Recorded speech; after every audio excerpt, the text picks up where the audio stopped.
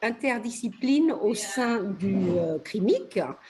Et donc, nous reprenons des pratiques anciennes qui étaient de croiser nos axes études catalanes et études lusophones à l'occasion de cette journée sur, alors je prononcerai mal, donc je vais dire Cabral de Melo, qui a eu des liens très forts avec la Catalogne, puisqu'il y a vécu pendant un certain temps, et qui a profondément influencé, je crois, certains artistes du groupe Dawalset et bien sûr des poètes catalans comme Joan Brossa.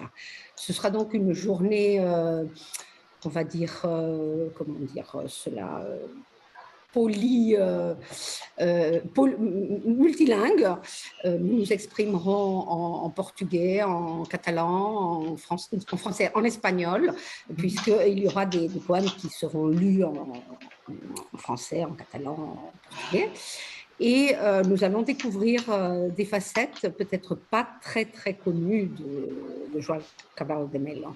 Je veux aussi dire que je suis très heureuse de voir qu'il y a une traduction en français de ces poèmes, car pour ceux qui ne sommes pas lusophones, c'est une belle occasion de le connaître.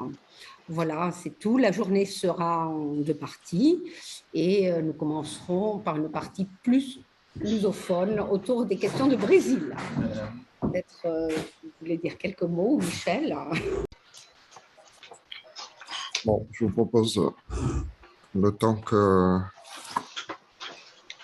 Wagner Weiss parvienne à résoudre ces problèmes de son, de dire aussi quelques mots, puis je vais enchaîner avec ce qui n'est pas une communication, mais ce qui voulait être une première présentation de Joan Cabral.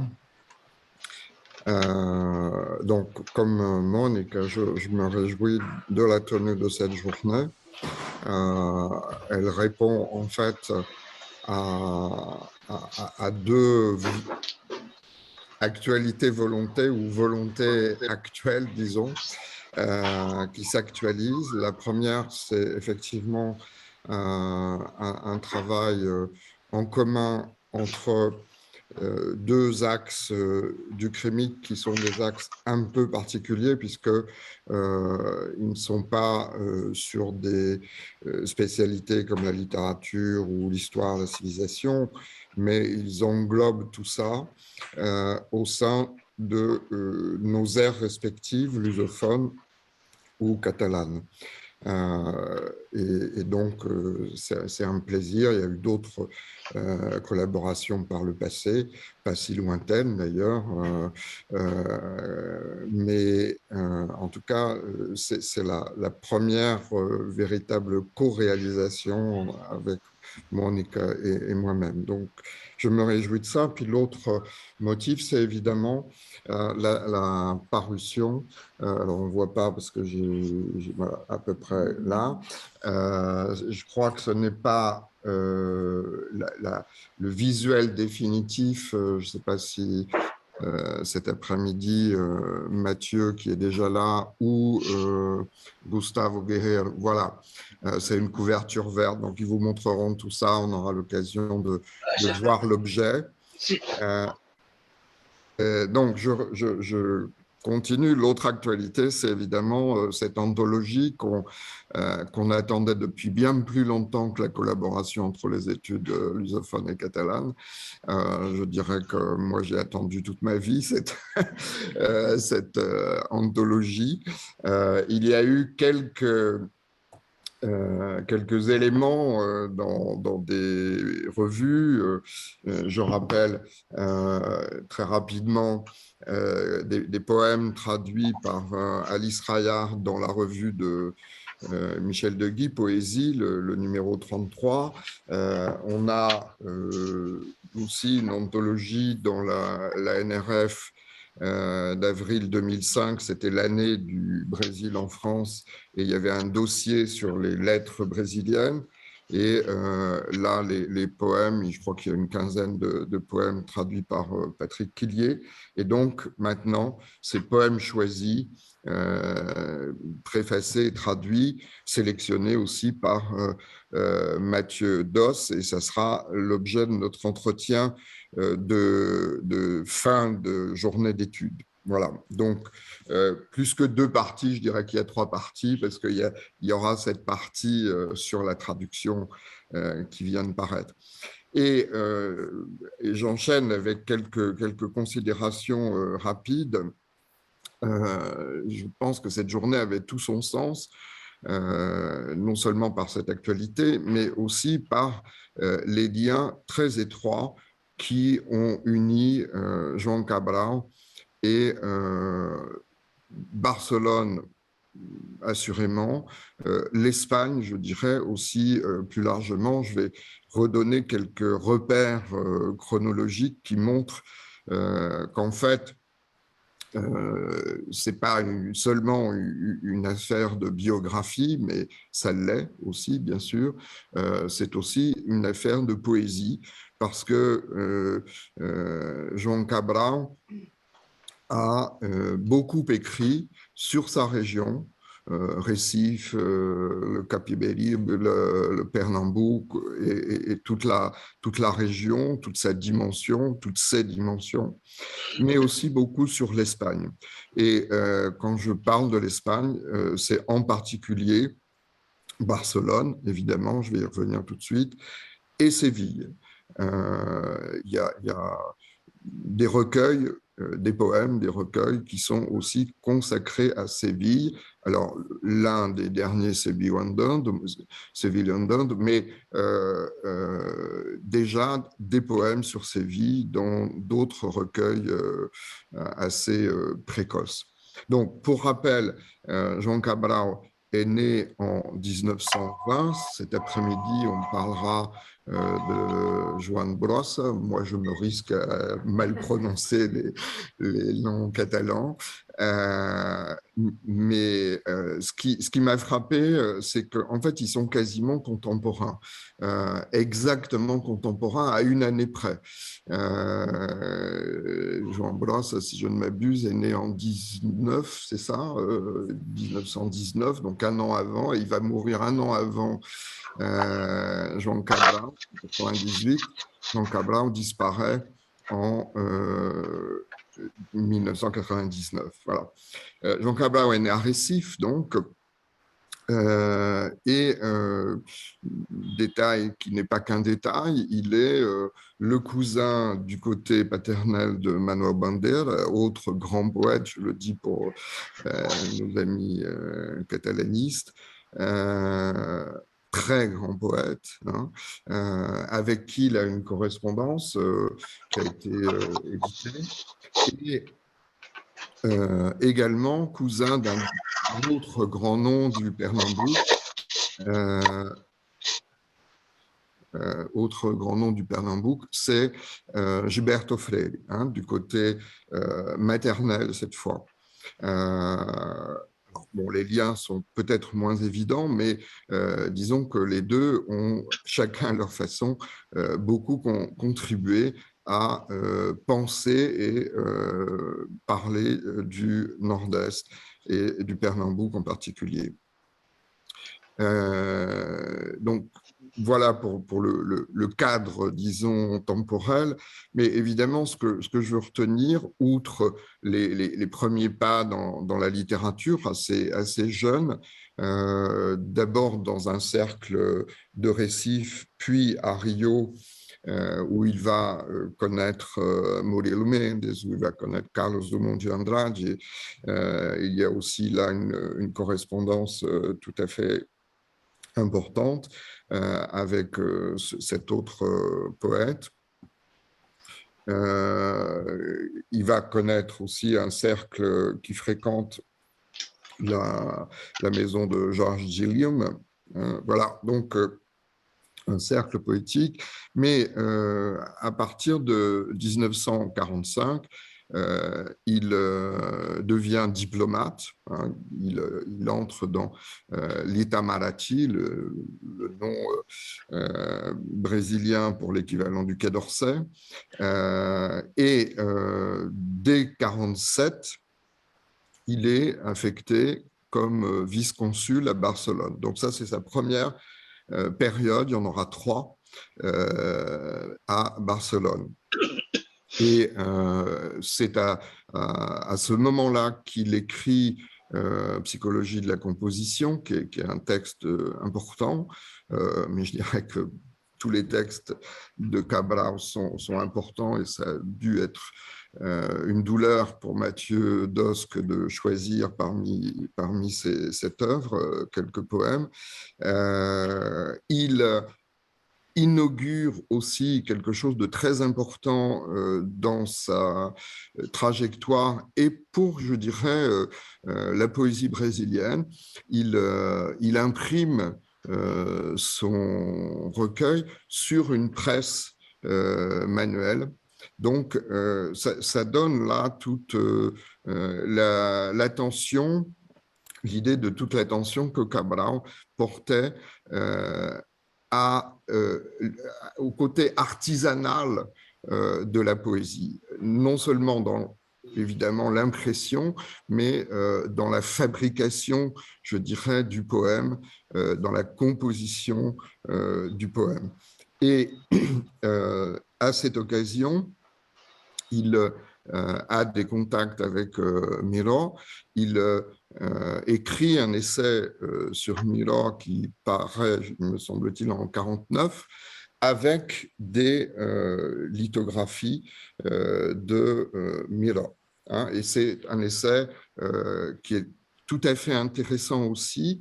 Je voudrais juste rappeler comment commence cet essai. Il va dire que, en fait, voilà, la première, la naissance de la peinture, hein, je vais vous lire les 2 premières phrases en portugais, mais je pense que c'est un portugais assez transparent. S'il faut traduire, je traduirai. Mais do que uma época fecunda em pinturas, o Renascimento criou a pintura.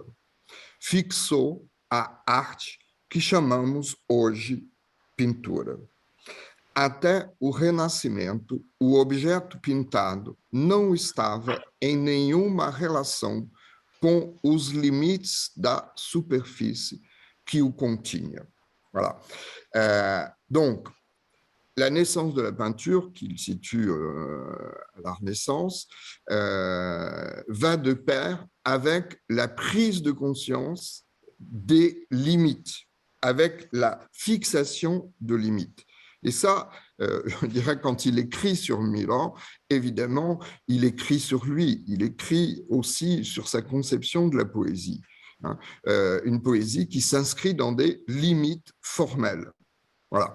Mais ce qu'il ajoute un peu plus loin, c'est que ce cadre de la Renaissance inscrit la peinture dans une forme de statique et que Miró va introduire un dynamisme. Et là encore, on entend des commentaires sur Miró, on entend ce que l'on peut appliquer à la poésie de Cabral, à savoir que cette importance donnée à la forme, à la structure, il y a un grand poète du Nord-Est que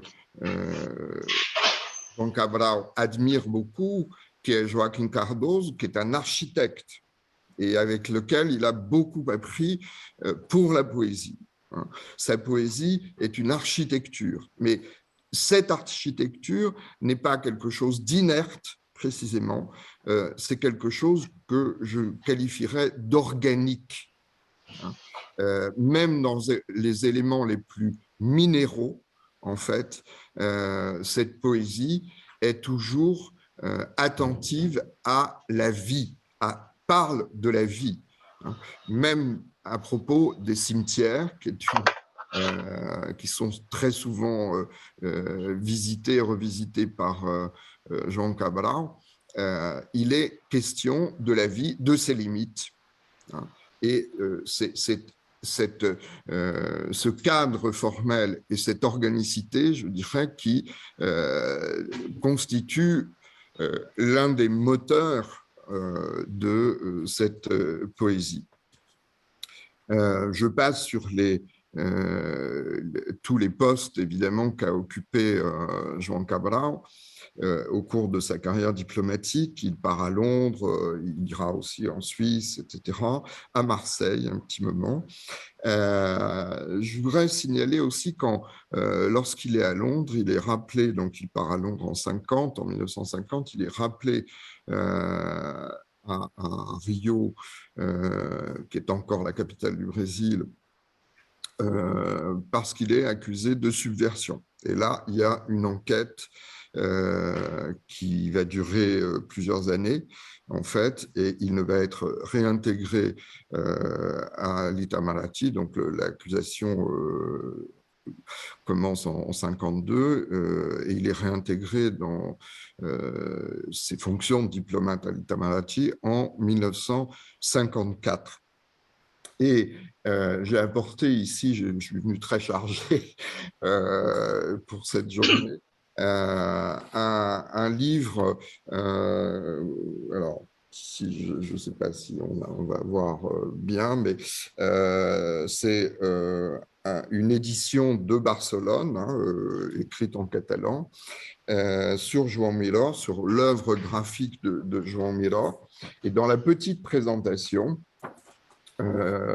on peut lire, alors là aussi je me lance dans des choses que je ne devrais pas, mais voilà, je connais votre bienveillance, vous allez me pardonner, donc no pratica la xylographie ou xylographie, je ne sais pas, fins el donc 1950, de retorno a Barcelona.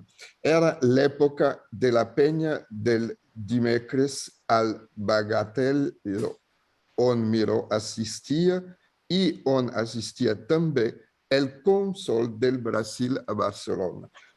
João Cabral de Melo Neto, là je reviens à mon accent, un quest diplomàtic qui per molts va ésser l'introductor del marxisme à la Catalunya de la postguerre. Et il va écrire aussi un texte sur Miró. Donc, bon, voilà, c'est un livre qui date je ne sais pas la date, mais c'est la fin des années, enfin la fin du XXe siècle, évidemment. Mais pour dire que, de façon assez surprenante pour moi, en tout cas quand j'ai découvert ce propos dans ce catalogue, qu'il y avait évidemment une dimension d'engagement politique qui a toujours été, d'une certaine façon, très discrète. Ce n'était pas quelqu'un qui s'affichait, qui faisait campagne, mais c'est quelqu'un qui avait des convictions et qui surtout, c'est aussi une autre clé de lecture, bien évidemment, de sa poésie, était très attentif à la situation sociale de sa région et de l'humanité de façon générale. D'où aussi, là, on voit comment la notion d'artisanat du poète artisan prend également un autre relief.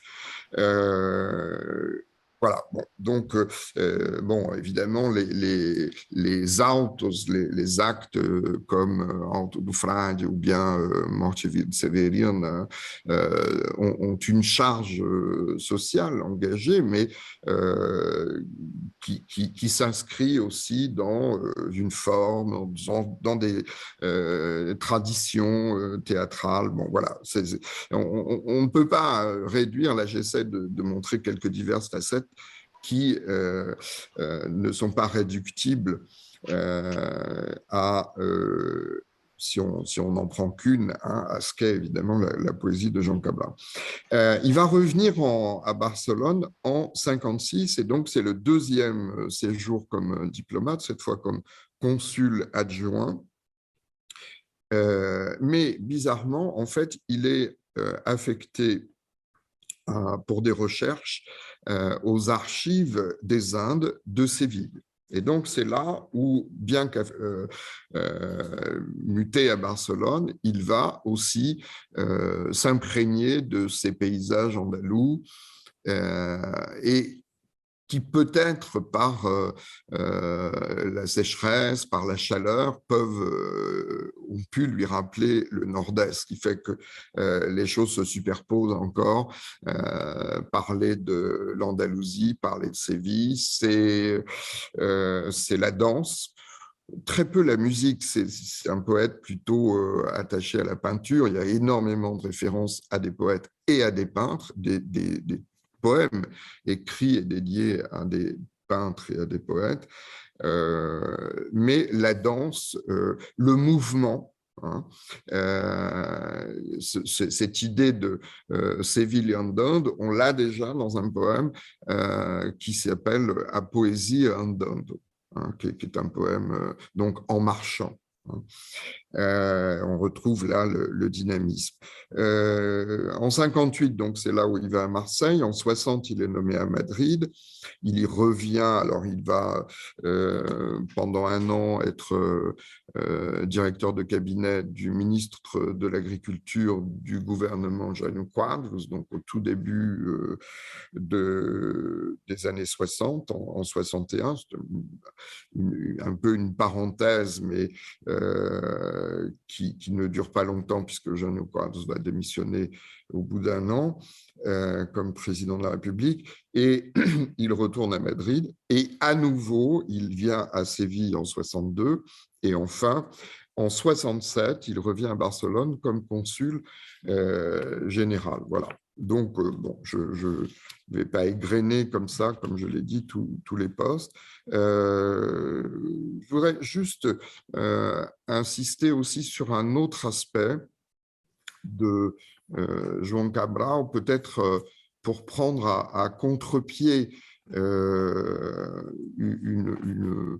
une façon peut-être convenue, de mon point de vue, de le lire, convenue au sens où on suivrait ces indications, ces propos sur deux points.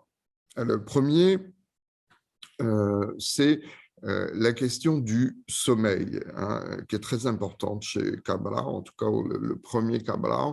Il se fait connaître en 41, je crois, par une conférence sur le poète endormi, considération sur le poète endormi. Alors, là, ce qui est très intéressant, ça a été publié dans un numéro d'Europe de mars 2002 qui réunissait des réflexions de poètes sur la poésie. Ce qui est important à bien saisir là, c'est que le sommeil, en fait, c'est le contraire du rêve. Voilà. Et je pense que le contraire du rêve, on voit bien que Cabral se démarque de la démarche surréaliste. Hein. Et d'ailleurs, quand il commente Miro, il va aussi dire, bon, il a bien sûr fait partie du mouvement surréaliste, mais il s'en détache, enfin voilà. Donc, qu'est-ce que c'est du coup que le sommeil si on écarte le rêve, hein, on écarte ces dimensions d'imagination, incontrôlée en quelque sorte. Hein. Ben, je dirais que le rêve, c'est le degré zéro de la conscience. Pardon, le sommeil, c'est le degré zéro de la conscience. Voilà. Donc, c'est un poète de la conscience, bien évidemment, hein, contre l'imagination débridée, non contrôlée, libérée de la plateforme surréaliste. Donc ça, c'est un peu pour éclairer, et ensuite on va avoir un recueil qui s'appelle La pierre du sommeil. Voilà, donc on a, je crois, là, en fait, ce qu'il faut comprendre, c'est qu'il parle de conscience plus que de sommeil.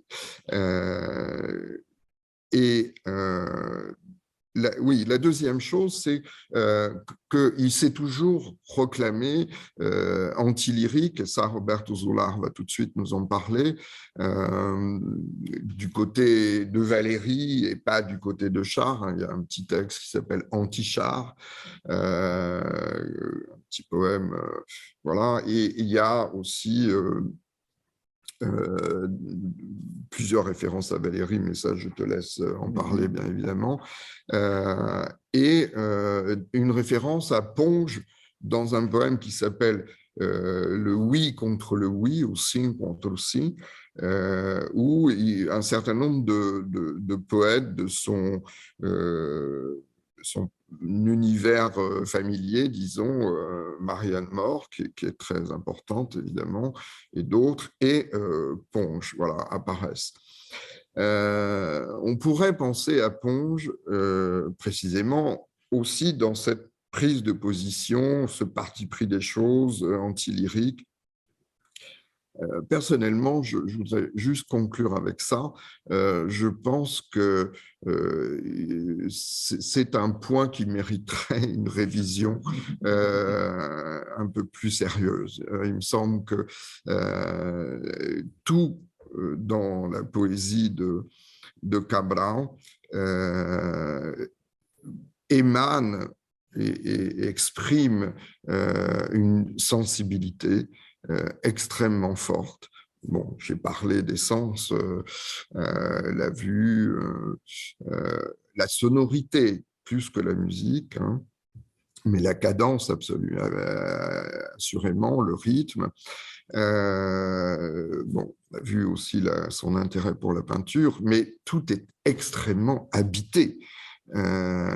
Ces territoires, hein, que ce soit le Nord-Est, le Pernambouc ou l'Andalousie, sont extrêmement habités, de même que toutes les références, tous les éléments naturels qui sont évoqués dans ces poèmes, la pierre, la lame, hein, très important, le côté minéral et tranchant des choses, là où différents minéraux se mélangent, la boue, les fleuves chargés de limon et de terre, tout ça, en fait, parle aussi d'un homme. Et je crois que je ne dirais pas évidemment qu'il est lyrique à la manière de Char, mais qu'il a inventé peut-être une façon d'être un lyrique anti-lyrique. Voilà, je vous laisse sur ce propos un peu paradoxal, mais pour essayer d'ouvrir la réflexion et aussi donner un peu une première matière très, très balbutiante qui nous permettra de mieux faire connaissance avec Joan Cabral.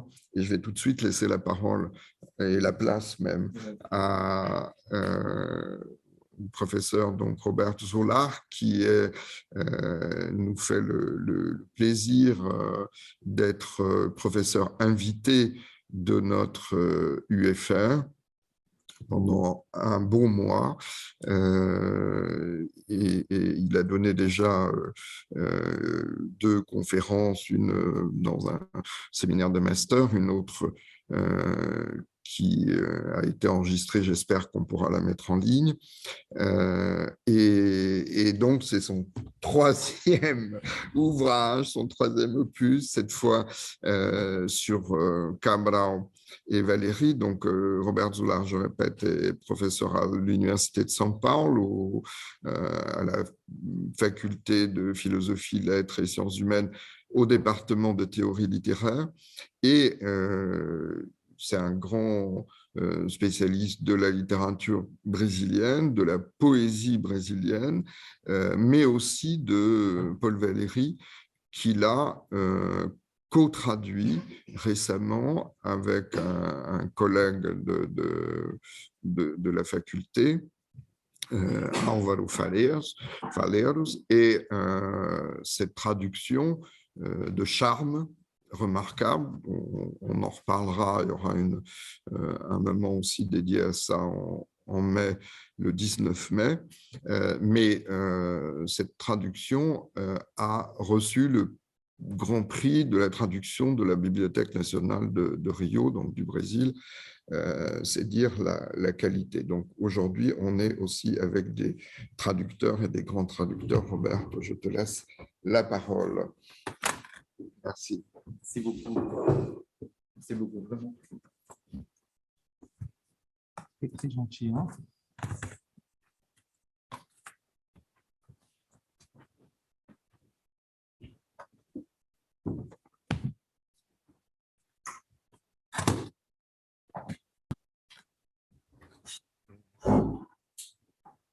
Bom, primeiro agradecer o convite, né? Agradecer ao Michel por essa oportunidade, né? Não só de estar aqui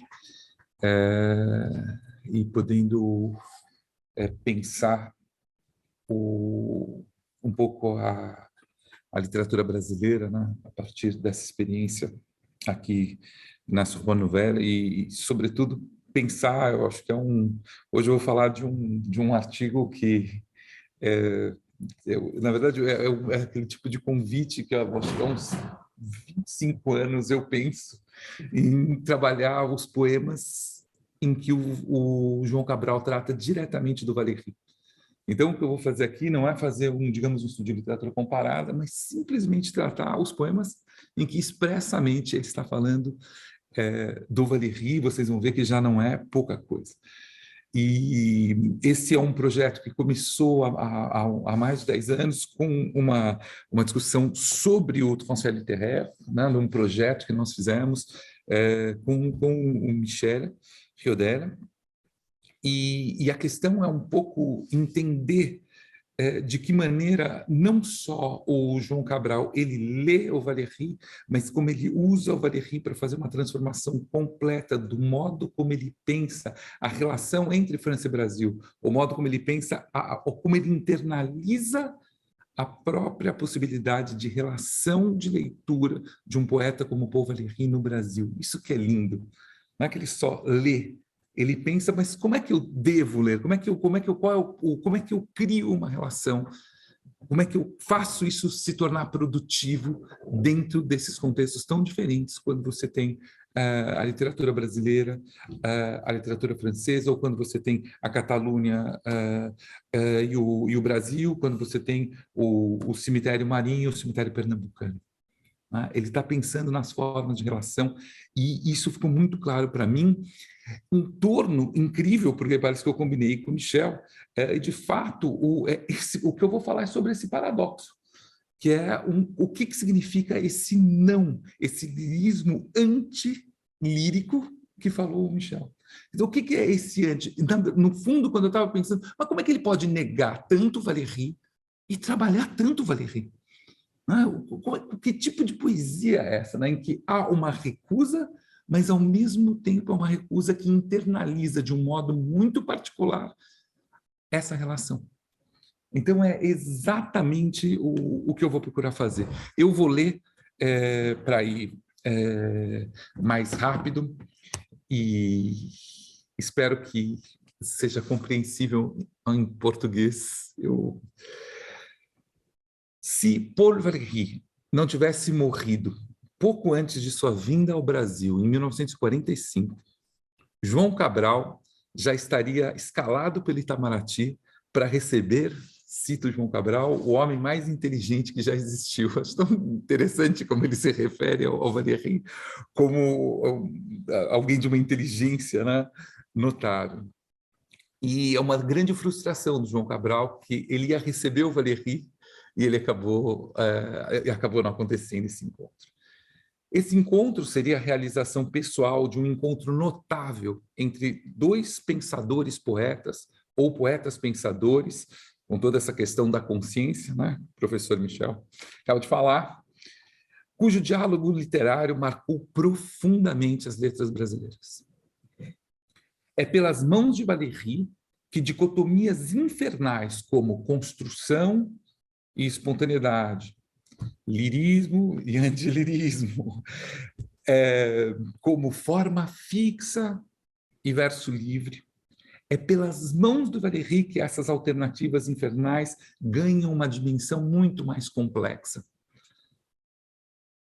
Valéry permite atravessar as fronteiras marcadas dessas polaridades para habitar engenhosamente uma terceira margem, onde esses diferentes aspectos da prática poética e política se implicam e se ressignificam mutuamente como parte do processo criativo.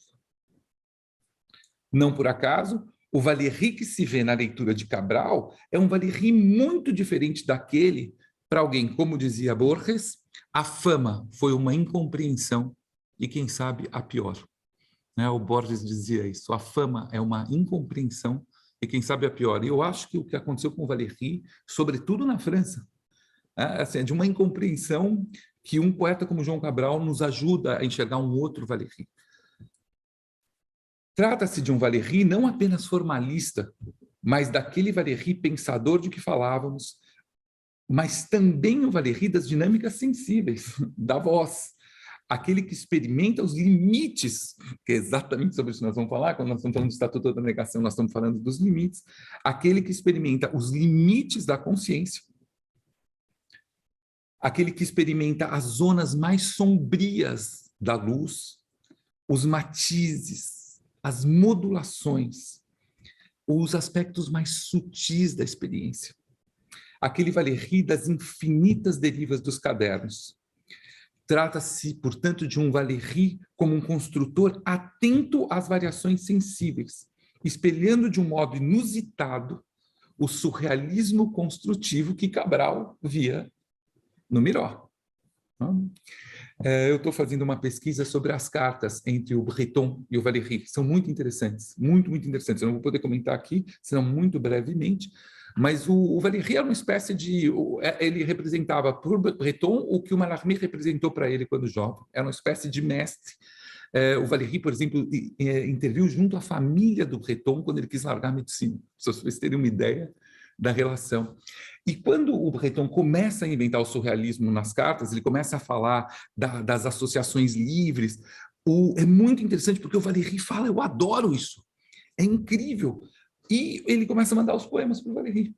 E o Valéry diz assim para o Breton, não, olha, é incrível essa coisa da associação livre, isso que você está chamando de escrita automática. Eu também faço isso, mas depois é preciso escrever o poema.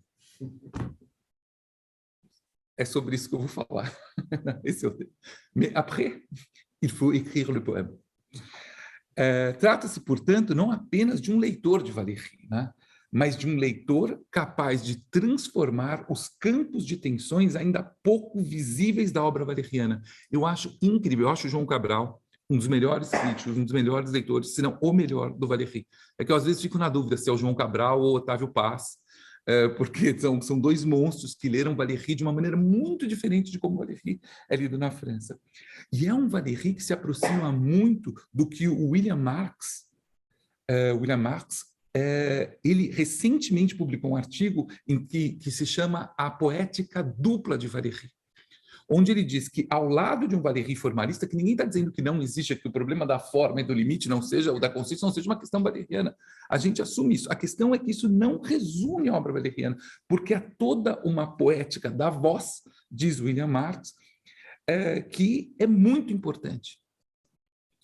e que lembra muito uma leitora que eu acho muito fina do João Cabral, não sei se o Michel concorda, mas assim, que é a Flora Susequinde, onde ela vai ler o João Cabral na tensão entre a voz e a série.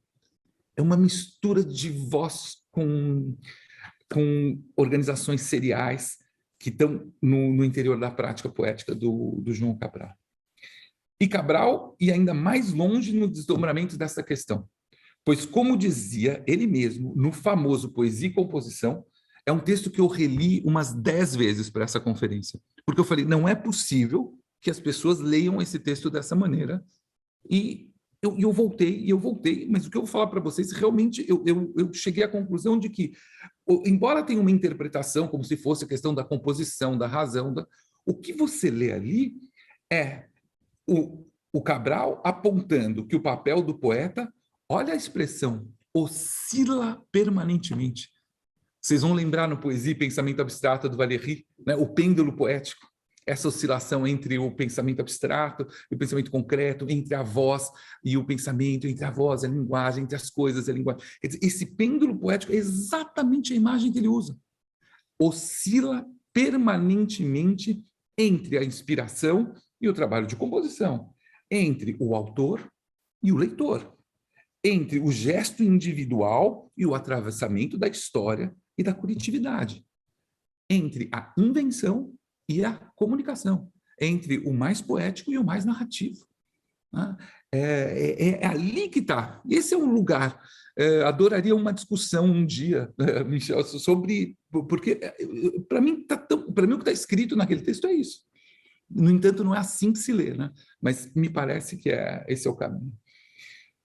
Caminhamos, assim, sobre margens complexas, como na Transformação das Margens em Rumor, né? Do Cimetière Marin, né? Que é um verso que eu amo, né? A transformação das margens em rumor, no qual Cabral não apenas fala de Valéry, como articula a poética própria da forma da relação com o poeta francês, que é isso que eu chamei a atenção. Isto é, levando aos limites a construção dessa borda entre dois mundos que se tocam, e a forma difícil do encontro do ápice da cultura escrita na Europa com a miséria e a ignorância que ainda assolam o Nordeste brasileiro. Ou, recentemente, há 2 dias atrás, um ministro disse que não é preciso ensinar filosofia no Nordeste. Não sei se vocês chegaram a ver isso, é uma coisa absurda, mas realmente... essa é uma tensão que o João Cabral percebe. Ele percebe essa matéria muito viva da voz, né? Essa massa de oralidade de que o Nordeste é feito, e como é que você atravessa isso com toda essa concepção de escritura que vem do Valéry. O que procuraremos mostrar é que a forma dessa relação não só pensa a poética valeriana, mas os modos de internalizá-la na poética de Cabral, e mesmo na poesia brasileira, em algo que eu chamei de uma torção de contextos. C'est une torsion de contexte. É assim que eu vejo o João Cabral torce contextos. Por conta do tempo, eu vou me deter apenas nos poemas em que Valéry é citado expressamente. Mas, para começar, eu gostaria de realmente... isso tem a ver com a discussão que eu já vinha tratando com o Michel, mas começar pelo Mário de Andrade, porque nós estamos num momento, o Valéry aparece com muita força no Brasil, ele já é citado desde os anos 20, ele começa a crescer nos anos 30, no final dos anos 30 para os anos 40, só dá Valéry. É um momento assim, extremamente valeriano, que é o momento em que você tem uma virada no modernismo brasileiro. Você passa a ter o que a gente chama, né, do segundo momento do modernismo, que é o modernismo muito mais construtivo, né, muito mais ligado a questões formais. E o que é bonito de ver nos poetas brasileiros é, por exemplo, que o Mário de Andrade diz a seguinte frase: Valéry metrifica para ficar livre.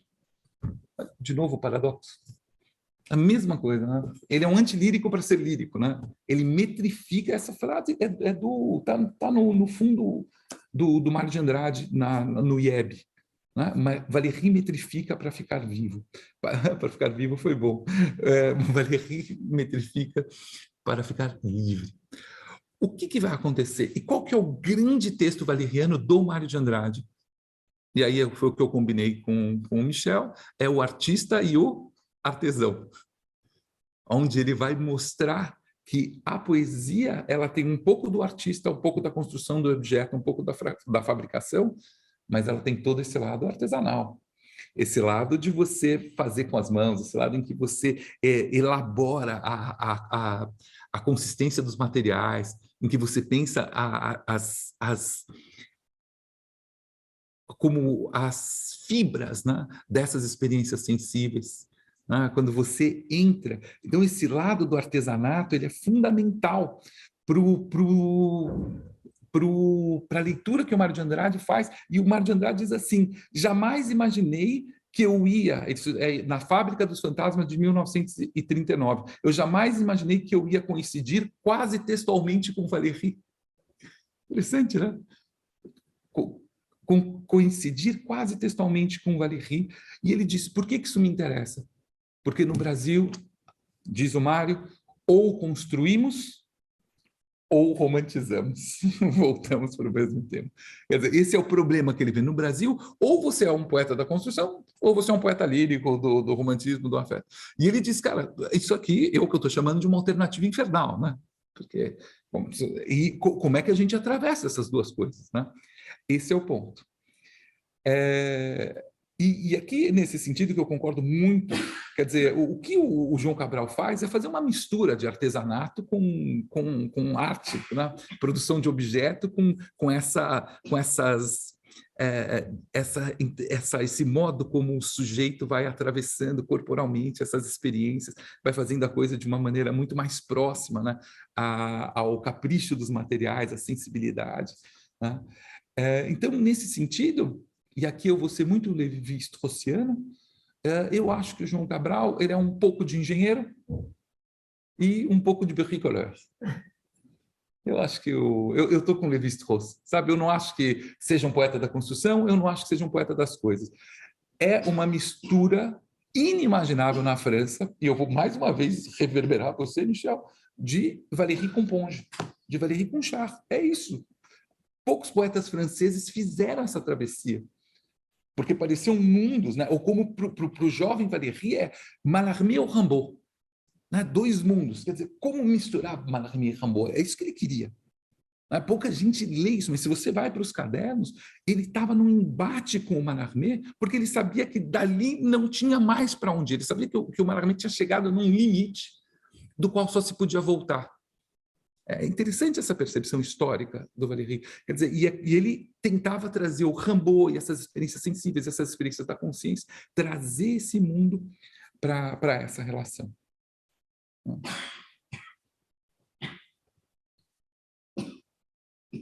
Agora, esse é um ponto um pouco complexo do que eu vou dizer, porque como é que ele faz? É isso que eu tenho pensado há mais de 20 anos, Michel, que como é que ele faz para relacionar esse engenheiro com a pedra do sono? Como é que ele faz para relacionar esse engenheiro com o bricoleur? Como é que ele faz para atravessar essas coisas? E a monavina, do meu ponto de vista, é pela negatividade. O estatuto da negatividade no João Cabral precisa ser melhor pensado. Eu vou só começar aqui, porque eu acho que realmente é como o Michel terminou a fala dele. Estamos começando, né? Porque isso abre um espaço para esse lugar no qual os sistemas se cruzam, negando-se mutuamente por sua diferença. Olha só, a negação, ela produz o sistema de diferenças, mas, ao mesmo tempo, ela estabelece uma relação entre ambos. Negar é se relacionar também. Uma relação que permite sistematizá-lo em oposições. É como se a bricolagem entre experiências sensíveis produzisse, desse modo, uma sistematização das relações por oposições internas em cada campo de experiência, uma parte de engenharia. É como se ele ficasse basculando entre a engenharia e a bricolagem. E às vezes ele vai para as coisas, às vezes ele volta para o sistema, às vezes ele vai para as diferenças sensíveis. E quando você vai lendo os poemas, eu imagino que deve ter sido traduzir isso, né? Como essas coisas vão, como uma fita de Moebius se torcendo, né? O que é importante aqui, que eu me dei conta, é que no João Cabral não é o sistema de diferenças que mais importa. Não é você ir lá e criar um sistema. Para você criar uma estrutura, como diriam os estruturalistas, é disso que eu estou falando, né? Uma coisa da construção, do engenheiro do projeto. Mas a diferença entre os sistemas é que no João Cabral, como sonhava o Valéry, os gestos compositivos são heterogêneos. Você tem muitos sistemas operando, eu não tenho um sistema só. Então, é uma diferença entre sistemas atravessados por essa negação. E aí chegamos no primeiro poema do Engenheiro, de 1945, do João Cabral. É o primeiro poema que se chama A Paul Valéry. Incrível, não? Assim, um poema dedicado ao Valéry em 45. 25 anos ele tinha. É o diabo no corpo ou o poema que me leva a cuspir sobre o meu não higiênico. Doce tranquilidade do não fazer. Paz, equilíbrio perfeito, apetite de menos. Doce tranquilidade da estátua na praça, entre a carne dos homens que cresce e cria. Doce tranquilidade do pensamento de pedra, sem fuga, evaporação. Febre, vertigem. Doce tranquilidade do homem na praia. O calor evapora, a areia absorve, as águas dissolvem os líquidos da vida. E o vento dispersa os sonhos e apaga a inaudível palavra futura que, apenas saída da boca, é sorvida no silêncio. Esse é o primeiro poema ao Valéry, né? A gente poderia parar aqui só para... eu vou pegar só um ponto desse poema, que é a forma paradoxal com que essa negatividade vem para o primeiro plano. É o não fazer. Mas como é que esse não se coloca diante do corpo que cospe o meu não higiênico, né? Porque, ao mesmo tempo, olha como é complexo, porque é o não que higieniza, como le nettoyage de la situation verbal très valérien, mas é o não higiênico, é o que não é higiênico, é o que não é limpo. E são as duas coisas, ao mesmo tempo. É o não que higieniza e o não que recusa a higiene, que é sujo. Então, é muito interessante. O poema do João Cabral vai acionando aquela arte das recusas valerianas, que dialoga profundamente com uma metafísica do não ser, de Esboço de Serpente, mas eu não vou entrar aqui nisso, porque é toda uma discussão metafísica importantíssima do Valéry, em que o que a serpente faz ao longo do Ébauche d'un Serpent é negar o ponto de vista de um Deus que fosse uma totalidade. É uma negação do não ser. Na verdade, o Valéry está rindo, porque ele diz o seguinte, o que está em jogo ali no poema é, se Deus fosse tão grande como ele acha que é, ele não precisaria ter criado o mundo, ele se bastava a si mesmo. Se ele criou o mundo, algum defeito tem. O mundo é um defeito na pureza do não ser. É isso que o Valéry está falando. Do ponto de vista, por que esse não ser? Por que precisar fazer? Por que ele precisou fazer o mundo? Deus não era tão onipotente, onisciente? Por que o não ser não bastou para Deus? Esse é o ponto. Por que o não fazer? Né? Por que fazer? E nesse poema primeiro, eu não vou ter tempo de mostrar, estou preocupado com o tempo. 5 minutos. Porque... ele cita o vinho perdido, o cemitério marinho. O poema é uma bricolagem de poemas do Valéry, que eu ia mostrar para vocês. Evidentemente, na tradução que eu li já, maravilhosa do Mathieu Dos, isso tudo vai nos levar para o artista inconfessável, poema fundamental que ele traduziu, onde esse problema do não fazer se coloca com fazer. Fazer o que seja é inútil, não fazer nada é inútil. Mas entre fazer e não fazer, mais vale o inútil do fazer.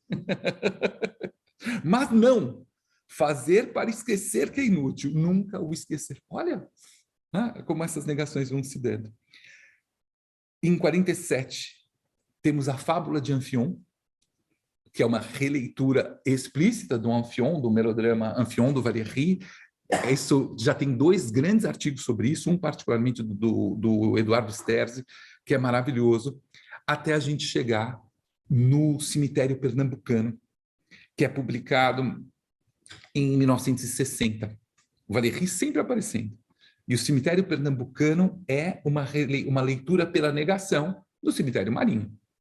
É cemitério marinho, começa assim o poema. É cemitério marinho, mas marinho de outro mar. É difícil de falar de Cabral, porque você tem que parar nesse verso. É cemitério marinho, mas marinho de outro mar. Foi aberto para os mortos que afoga o canavial. As covas no chão parecem as ondas de qualquer mar. Mesmo as de cana lá fora, lambendo os muros de cal. Então, são as covas que são as ondas. Pois que os carneiros de terra parecem ondas de mar, não levam nomes. Urna onda, onde se viu batizar? Também marinho, porque as caídas cruzes que há são menos cruzes que mastros, quando a meio naufragar. Eu vou só ler para vocês, porque eu já estou terminando, mas é absolutamente impressionante. Né? Ele lê o Cemitério Marinho a contrapelo. Né? Ele lê ao avesso o Cemitério Marinho. E o que eu queria falar para vocês, assim, o Valéry reaparece explicitamente em 1975, no Museu de Tudo, numa leitura, Michel, que essa depois nós paramos um momento, eu quero discutir com você esse poema, que chama-se A Insônia de Messeteste, que eu acho genial. Uma das brincadeiras do Breton com o Valéry nas cartas é ficar brincando como é que o Messeteste sonhava. E eles ficam brincando, e tem vários poemas do Breton falando, mas o Messeteste viajando, como é que seria? Né? E eles ficam brincando, porque o Messeteste é isso, é você imaginar uma pura consciência e você falar, como é que seria se a gente fosse uma pura consciência? Né? E aqui ele imagina a insônia do Messeteste. O que seria o Messeteste insônia, na verdade? O Messeteste, a sua ré, ela termina com o... Enigmaticamente, Michel, agora pensando no que você falou, o Messeteste termina com ele indo dormir. A cena da soirée avec Messeteste termina com ele na cama, dormindo, até uma narração muito estranha. Né? Mas, no entanto, aqui ele está insone. Uma lucidez que tudo via, como se a luz fosse de dia, e que quando de noite acende de trás da pálpebra o dente de uma luz ardida, sem pele, extrema e que de nada serve, porém luz de uma tal lucidez que mente que tudo podeis.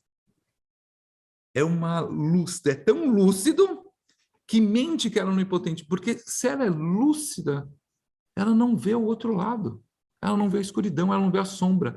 A lucidez, ela apaga partes fundamentais da vida. É isso que ele está dizendo aqui. Ele percebe que Messeteste não é um duplo do Valéry, que essa é uma outra leitura, como se o Valéry fosse o poeta da consciência. Messeteste é a prova de se levar ao limite, a impossibilidade, a monstruosidade de alguém que fosse pura consciência. Eu acho incrível que não se leia assim o Messeteste, mas é assim que está aqui, porque é uma mentira. Na verdade, ele só não está conseguindo dormir. Na verdade, ele tá, a lucidez é um, como diz o Roland Barthes no Neutre, que é a fantástica leitura que o Roland Barthes faz do Messeteste, ele diz isso, a consciência é uma droga, e talvez a pior delas. É uma droga, você fica viciado em estar consciente, você não consegue mais dormir. E, evidentemente, vocês sabem, né, como o Valéry, né, que, como está no Cimetière Marin, mas devolver a luz pressupõe ser de sombra uma morna metade. Né? A luz depende dessa sombra, a consciência depende do sono. E acho que o seu ponto do sonho é algo que a gente volta. E em 1985 vem ele lê os cadernos do Valéry, e aí vem o último poema com o qual eu termino. Posso ler? Dá tempo só de ler? Que se chama Debruçado sobre os cadernos de Paul Valéry. E eu adoro, porque é debruçado, é de bruços mesmo. Ele tá assim, ele foi derrubado pelos cadernos, porque no Brasil, como eles percebiam esse Valéry muito mais tenso, muito mais, com questões muito mais sensíveis, quando os cadernos aparecem, é um deslumbre, porque, cara, a gente estava falando isso. A gente estava vendo isso aqui.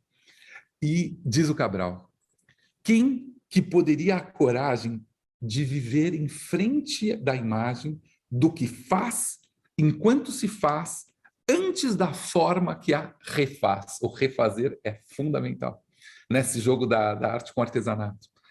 Assistir o nosso pensamento a nossos olhos se fazendo. Assistir ao sujo e ao difuso, com que se faz e é reto e é curvo. É arte e artesanato, é engenheiro e é bricolagem, é uma poesia da forma e é uma poesia das coisas. Só sei de alguém, olha a expressão do Cabral sobre só sei de alguém que tenha tido a coragem de ser visto nesse momento em que só poucos são capazes de ver-se, loucos de tudo o que pode a linguagem. Valéry, que em sua obra A Margem, revela os tortuosos caminhos que, partindo do mais mesquinho, vão dar ao perfeito cristal que ele executou sem rival, sem nenhum medo, deu-se ao luxo de mostrar que o fazer é sujo. Rimar luxo com sujo, não vamos entrar em detalhes. E eu termino, não é possível imaginar uma leitura mais profunda do projeto valeriano. Eu falo com alguma emoção mesmo, falando isso na França, sabe? Tipo, falar, olha o Valéry que vocês têm, né? E sua importância para a poesia brasileira, das nuances do jogo construtivo com as variações mundanas, perpassado por uma arte das recusas, pela potência de um modo muito singular de negação, permitindo ir do mesquinho ao cristal, do luxo ao sujo. Ou, como diria Haroldo de Campos nesse contexto, nunca um contra foi tão a favor. É isso.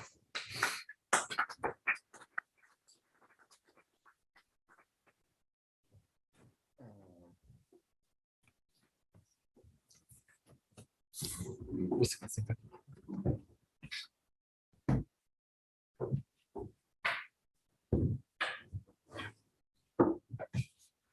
Bien, merci beaucoup Roberto Zola.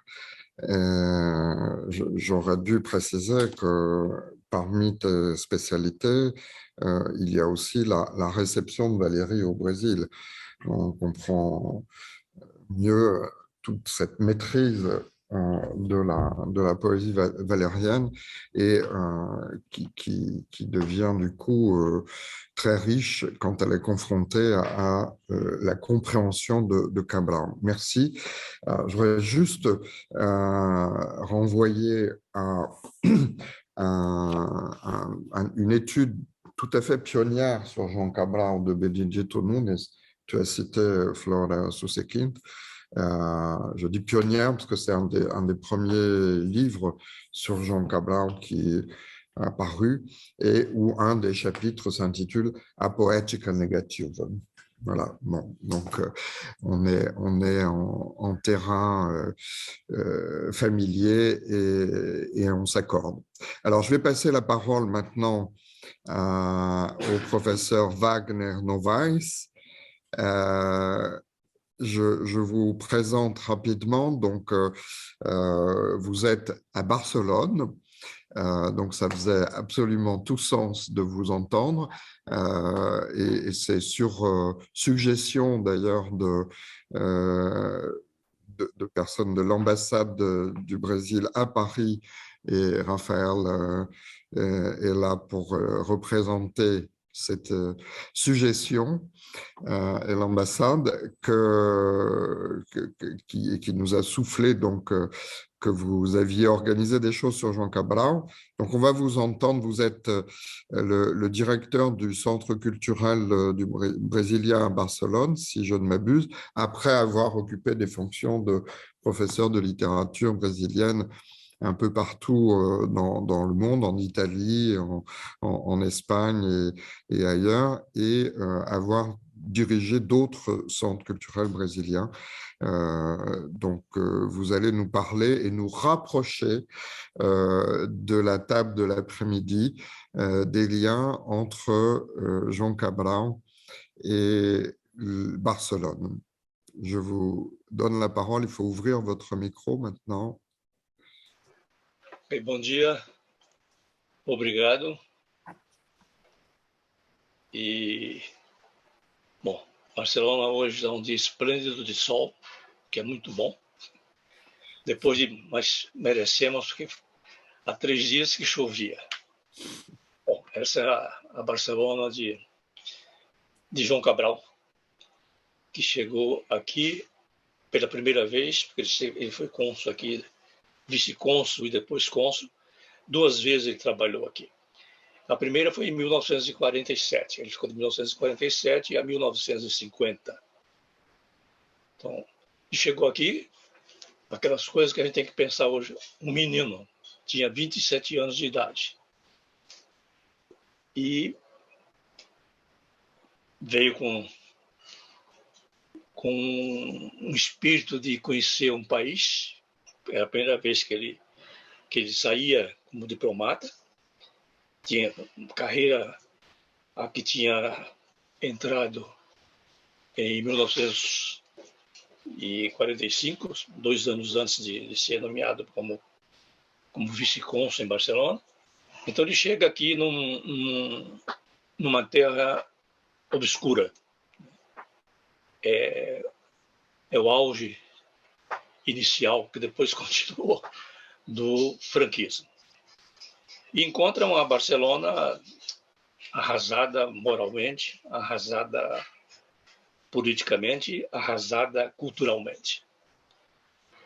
Então, os seus interesses, evidentemente, interesses artísticos, além da sua função de cônsul, ele mantinha os seus interesses culturais,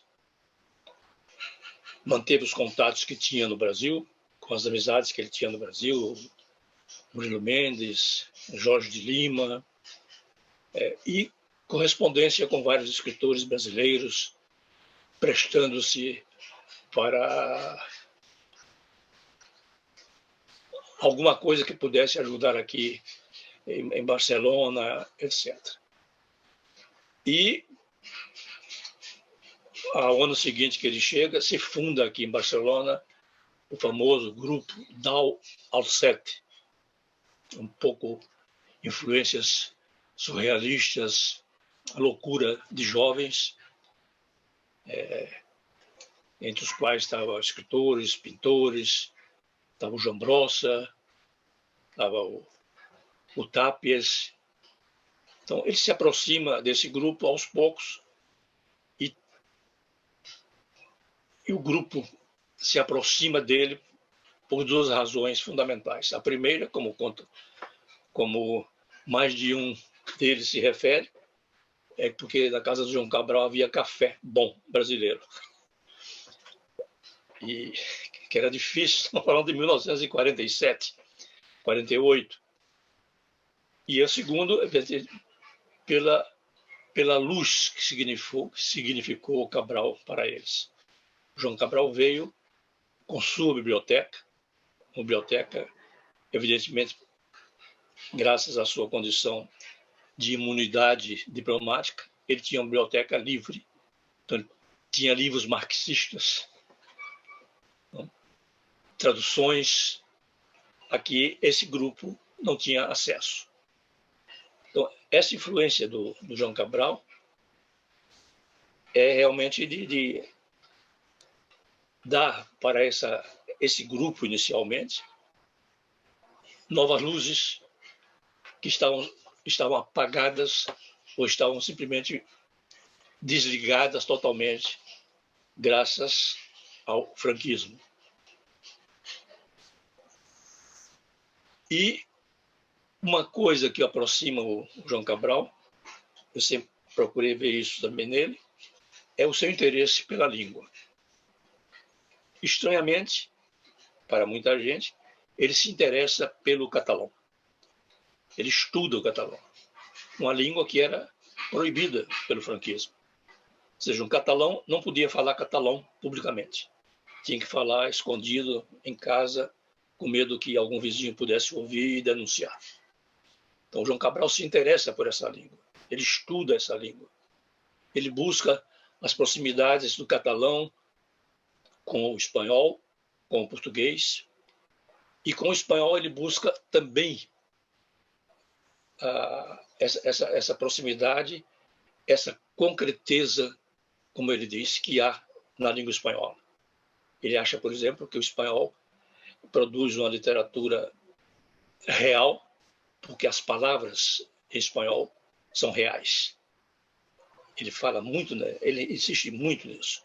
Então, é uma questão bastante interessante no João Cabral, essa sua preocupação pelas línguas, pela língua.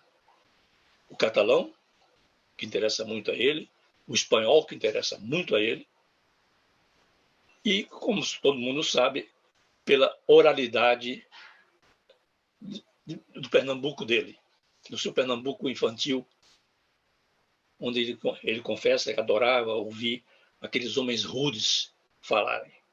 Quer dizer, essa preocupação do João Cabral aqui na Catalunha começa exatamente pelo seu interesse no catalão. Então, estava falando, ele chega aqui em 1947 e fica até 1950.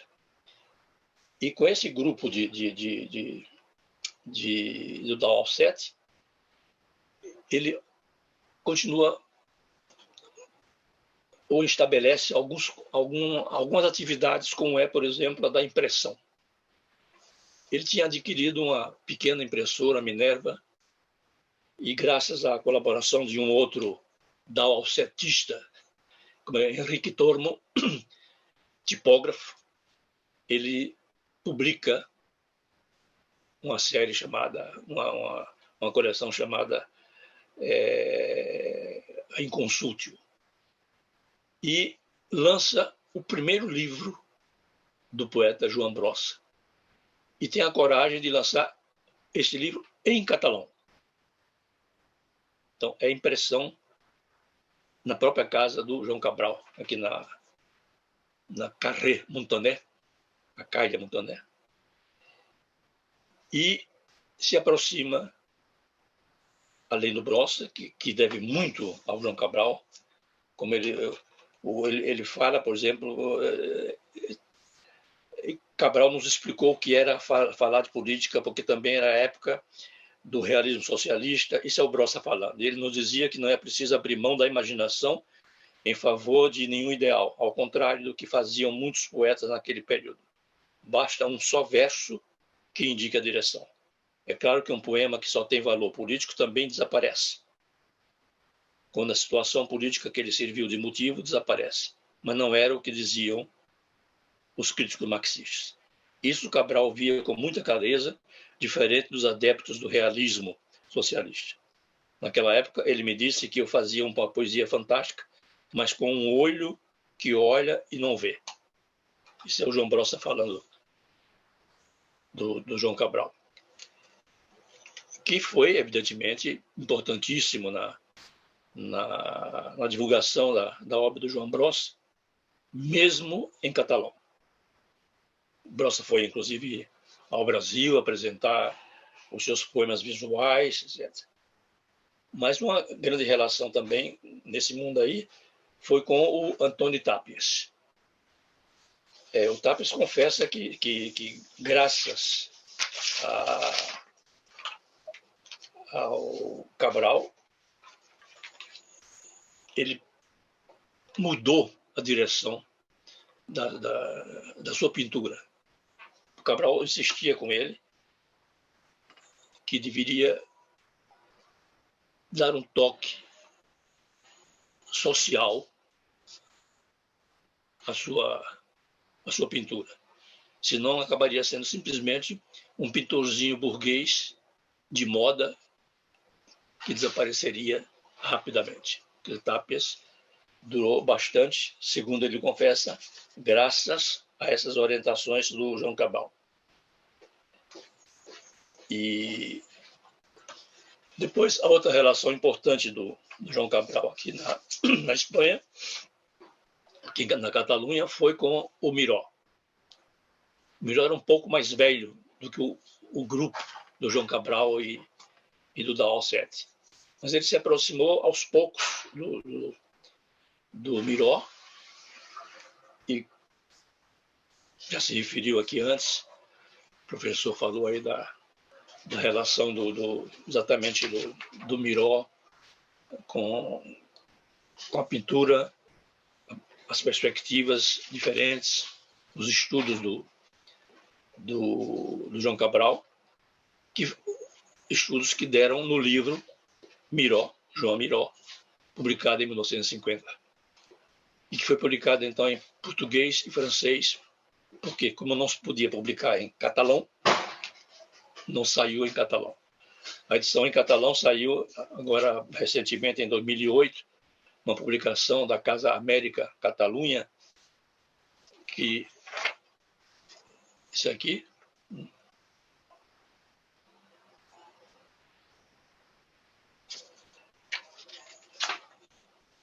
publicado pela Casa América, como estou falando, a Casa América Catalunha, e publicado então em português e catalão.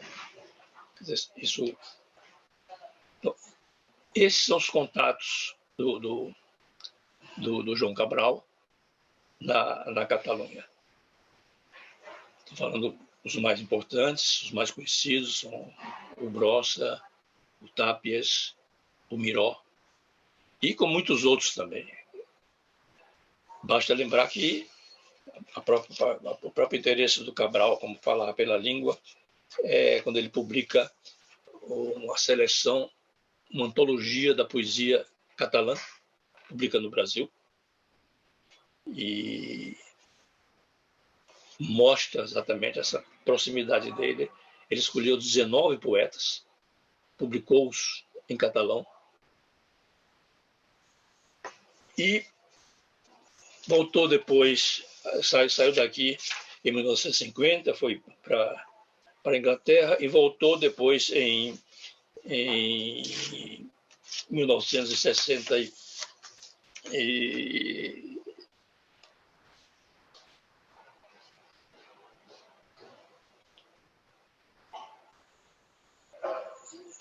1967, e ficou aqui até 1970, quando foi transferido para ser embaixador em Assunção.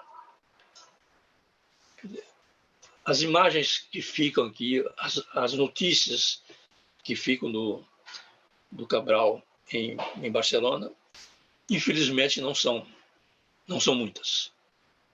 Quer dizer, muita gente aqui da própria Catalunha não sabe nem quem foi João Cabral.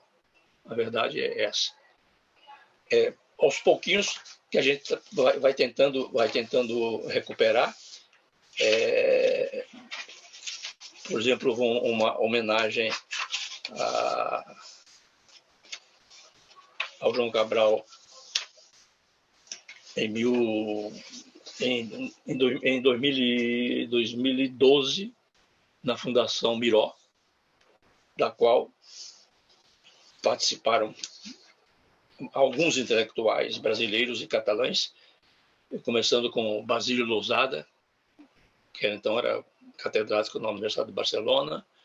Veio do Brasil o acadêmico Antônio Carlos Sequim, falando sobre as Espanhas de João Cabral. Estamos falando aqui mais na Catalunha, mas é importante lembrar a presença dele em Sevilha, em Madrid, a relação dele com Sevilha, que é fundamental. Mas vieram também para essas homenagens na Fundação Miró, em 2009, a Nilcea Prado, Raquel Illescas, Flávio Stein, Mário da Silva.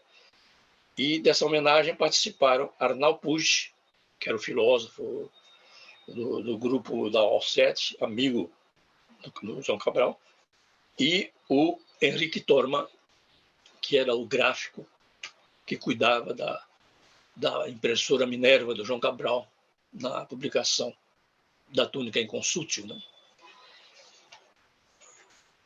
Houve também, em 2002, a inauguração de uma série que tem até hoje no Centro Cultural Cidade de Barcelona, chamado uma série chamada Cosmópolis. E em 2002 fui convidado a participar dessa edição e falei exatamente sobre isso, sobre João Cabral em Barcelona. Quer dizer, um poeta brasileiro e a cultura catalã, isso aí. Outro lançamento que tivemos aqui também foi do Pedra Fundamental, que é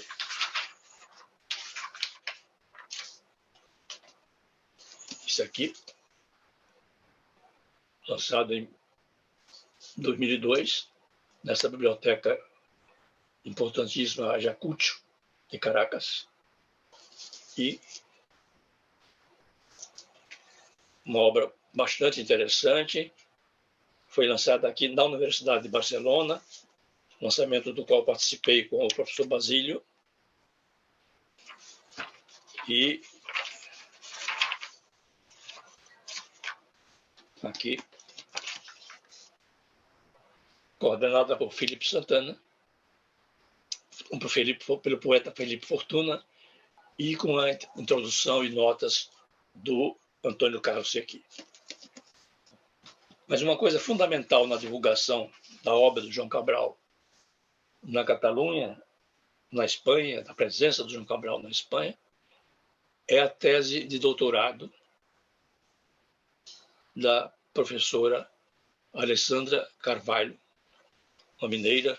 Essa tese ainda não foi publicada, o que é uma pena. E ela realmente é o texto definitivo sobre o João Cabral na Espanha.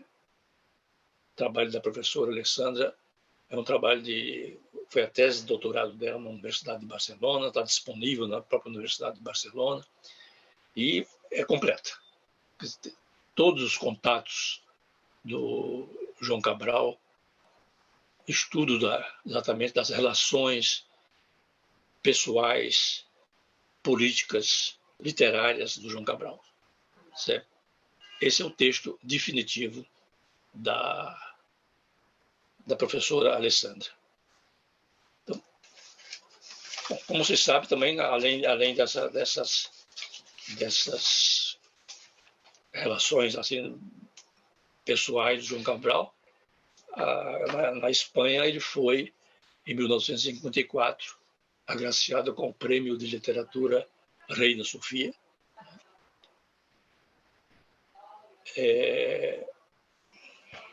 Fundou, quando ele esteve na embaixada em Madrid, fundou a Revista de Cultura Brasileira, uma revista importantíssima, que teve 52 números editados, 52 números coordenados pelo poeta Ángel Crespo e sua esposa Pilar Gomes Bedati.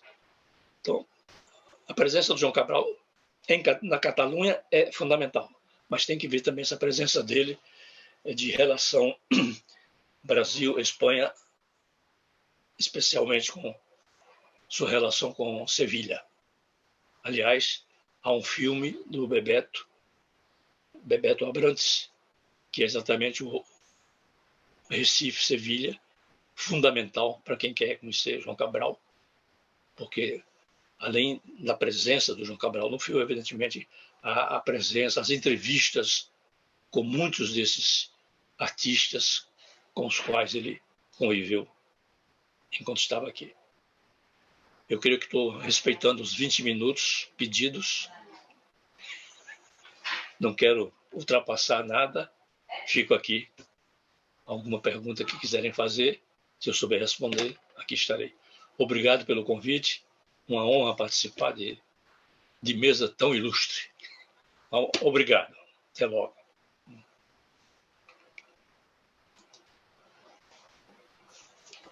Não, nós que agradecemos, e a mesa ficou ilustre pela sua presença. Não, foi muito interessante. Imagine, bon, je vais parler en français pour nos amis catalans, qui eux-mêmes vont faire l'effort de parler ou en français ou en espagnol. Donc, et je pense que tout le monde me comprend, mais voilà, on vous remercie beaucoup de ce témoignage, de ces informations. Et de toute façon, merci aussi d'avoir respecté les 20 minutes, mais on va avoir du coup un petit temps d'échange où on pourra vous redonner la parole ou vous redemander des précisions. J'imagine que certaines informations empiètent un peu sur ce qui pourra être dit cet après-midi, mais la pédagogie, c'est de répéter les choses. Et donc, on les entendra dans une autre langue, ça sera encore une autre réalité. Voilà, donc je ne sais pas si vous avez des questions. Je crois que Roberto, tu voulais signaler aussi sur João Cabral le travail de Murilo Marcondes. Não, a Espanha de João Cabral. Eu só quero pegar a referência exata. Não, eu já falo. Deixa eu só pegar a referência exata, porque eu achei que era a tese definitiva, assim, mas eu não conhecia. Donc voilà, on a une information là qu'on va s'empresser d'aller voir. Il y a aussi, parmi les références... Ah, Roberto. En fait, on ne voit pas bien, mais peut-être que talvez o senhor pudesse colocar o título e o nome no chat. Já. A Glória Bordone já tem a referência. Eu tenho também aqui um livro de estudo sobre a poesia do Cabral e a pintura do Miró. É uma edição brasileira.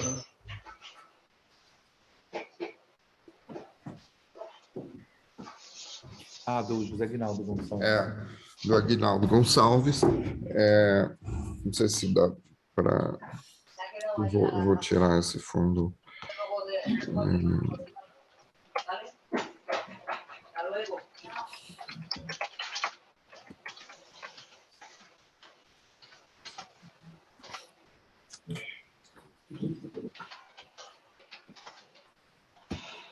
Bom, esse é o... Bom, aparece para mim ao contrário, mas é Transição e Permanência, Miró João Cabral, da tela ao texto. Uma edição da Iluminuras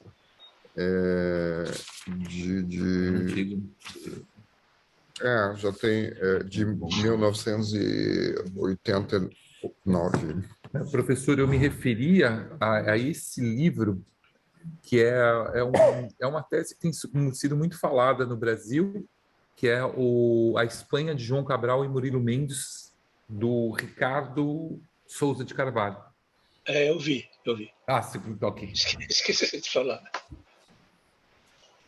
Bom, mas além de referências bibliográficas, outre les références bibliographiques, peut-être qu'on peut... je vous sentais réagir, Monica et Gloria. Absolument. Mais en effet, Gloria va parler plus précisément des liens avec Blanche. Mais moi, j'ai trouvé les trois interventions passionnantes. D'abord... je ne sais pas si on entend bien. Vous entendez? D'accord. bon, j'ai lu plusieurs choses sur Brossa, mais pas et les liens avec Cabral, mais voilà, j'ai beaucoup appris, par exemple, sur des aspects plus les liens justement avec Valérie, par exemple, qui sont extrêmement intéressants. Et en vous écoutant, Robert Corsola, quand vous parliez justement de cette, si je comprends bien, parce que vous prenez à ma façon, cette oscillation, toujours entre deux pôles différents et deux pôles vraiment s'unissent dans sa poésie.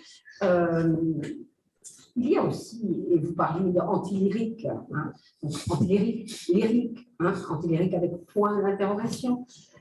Il y a aussi cette question chez Brossa, par exemple. Hein, enfin, je ne veux pas dévoiler ce que diront mes collègues, mais ayant travaillé sur Brossa pendant les cours d'agrégation il y a quelques années, c'était frappant.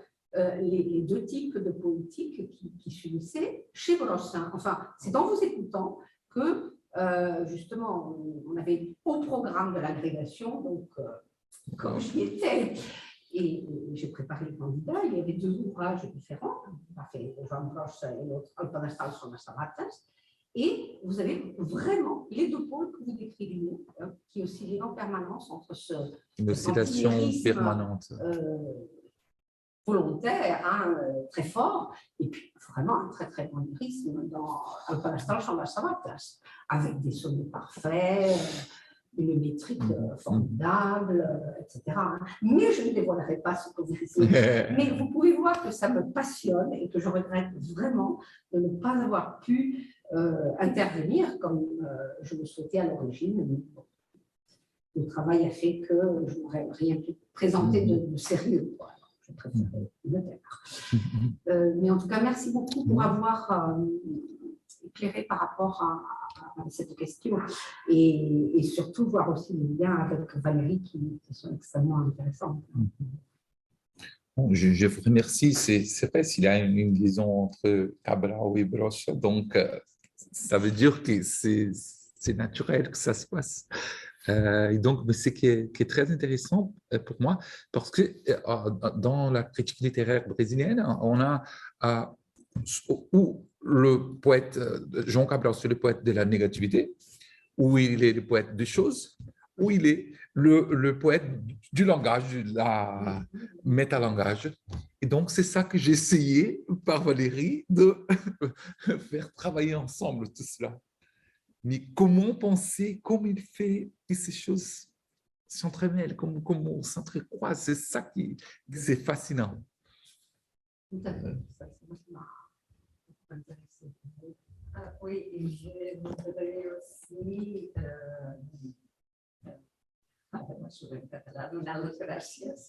merci pour tout ce que vous avez dit, spécialement sur poésie et composition. Parce que je lis, relis beaucoup de fois cette conférence. Il y a une traduction au catalan. Ah ouais. Et mon copain, depuis quelques années, il a fait. Et ça formera part de cet après-midi.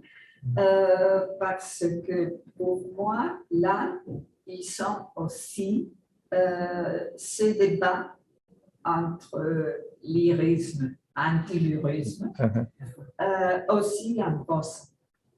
Et Brossa, on a parlé beaucoup de la part politique et l'influence qu'il y a de Cabral sur Brossa. Dans cette part, Arnaud Puig,